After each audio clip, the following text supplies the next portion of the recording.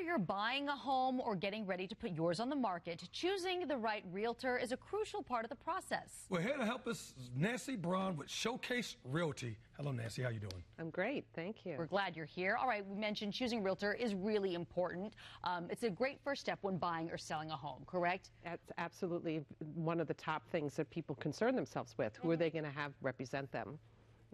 Now, you got 25 questions that you say are absolutely critical when buying a house. That's right. Okay, and the very first one is how many homes have you sold? That's right. Anyone can get a license with a minimal degree. It's like 6 or 8 weeks to train to get a certification and be a licensed realtor.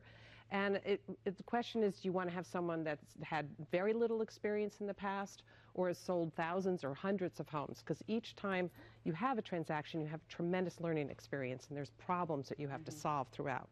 You also say one of the questions you can ask a potential realtor is, where do you rank in Charlotte? Why is that a good question to ask? Well, just to give you more experience. You want to be with someone that's out there, that knows the neighborhoods, that knows the product, knows the concerns, knows issues that might be specific to a certain area. If radon is an issue or if aluminum wiring is an issue, an experienced agent's going to really have his or her hands on the local area and know all those critical factors. Makes a lot of sense. Yeah, and I know another thing is the list price to sell ratio. That has to be an issue that people have to bring up. Is that correct? That's right. So we call them in the industry limited service brokers or discount brokers, and they might promote that they might be less of a commission. And you might be so focused on what kind of commission they're going to charge, but the end result is what are you going to net? So if you're putting your home on the market, it doesn't really matter so much what you're paying to get your home marketed as long as you net more.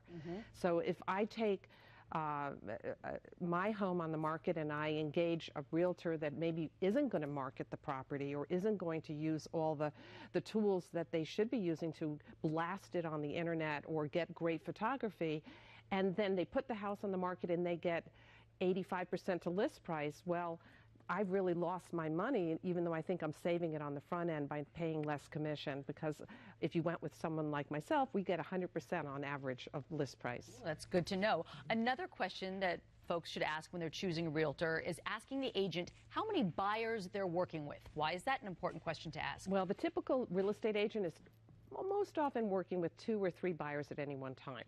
And when I've created a system in our office, so we actually have 5 people answering the phones, and we're heavy marketers, so we have over 50,000 buyers in our database. So I tell my sellers, I probably already have your home sold.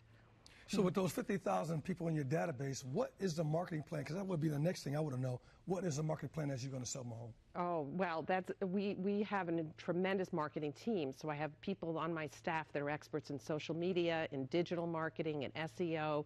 We also have a very, very sophisticated CRM, so we can market the properties to our database right away. So they immediately get access to our new listings and our open houses, price reductions, and any new back on the market, they'll be notified right away.